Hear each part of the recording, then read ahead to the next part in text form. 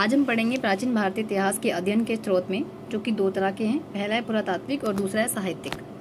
पुरातात्विक स्रोत जो है वो अभिलेख, स्मारक एवं भवन, सिक्के, मूर्तियाँ, चित्रकला और मोहरे की बात करता है। दूसरा है साहित्यिक स्रोत, जो बात करता है भारतीय साहित्य और विदेशी साहित्य, यानी कि जो विदेशी यात्रियों के विवरण उनके बारे में। तो हम पहले पढ़ते हैं भारतीय साहित्य के बारे में, जो कि धार्मिक साहित्य, धर्मनिरपेक्ष साहित्य और संगम साहित्य की बात करता है। धार्मिक साहित्य बात करता है ब्राह्मण साहित्य, बौद्ध साहित्य और जैन साहित्य के बारे में।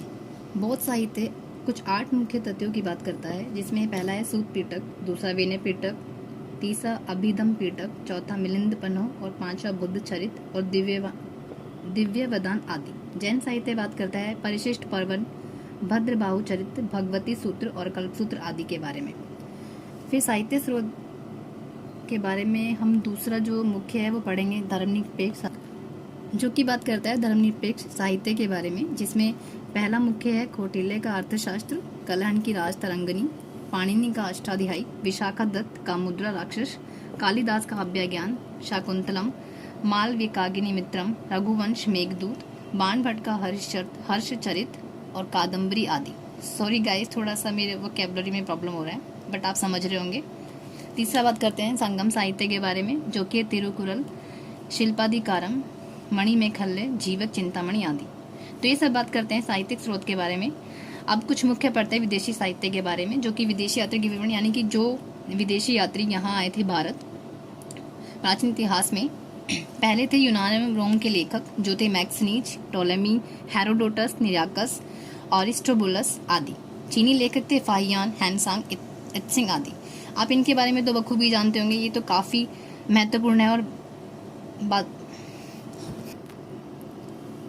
चीनी लेखकों का भारत के प्राचीन इतिहास में बहुत महत्व रहा है, क्योंकि वो काफ़ी लंबे समय तक यहाँ रहकर गए हैं और हमारे कुछ महत्वपूर्ण राजा महाराजाओं के काल के बारे में उन्होंने बहुत अधिक सी किताबें लिखी हैं। तो अभी बात करते हैं अरबी लेखक के बारे में, जिसमें थे अल सुलेमान, अल मसूदी, इब्न बतूता आदि।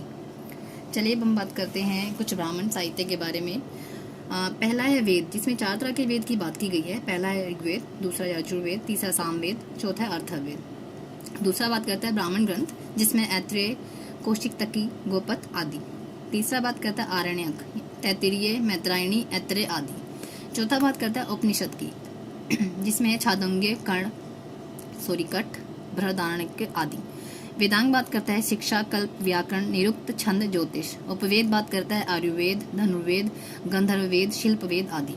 शर दर्शन बात करता है सांख्य, योग, न्याय, वैशेषिक, पूर्व मीमांसा, उत्तर मीमांसा। महाकाव्य रामायण, महाभारत। पुराण विष्णु पुराण, भागवत पुराण, शिव पुराण, गरुड़ पुराण आदि। और स्मृति बात करता है मनुस्मृति, नारद स्मृति, याज्ञवल्क्य स्मृति आदि। वैसे तो आप इस इतिहास के अध्ययन के स्रोत के बारे में कहीं पे भी पढ़ सकते हो, लेकिन दृष्टि में काफ़ी अच्छे तरीके से दिया हुआ है। इजी टू लर्न है, आप इसे एक अच्छे नोट्स के तरीके से भी लिख सकते हैं, जो आपको इजीली लर्न हो जाएगा।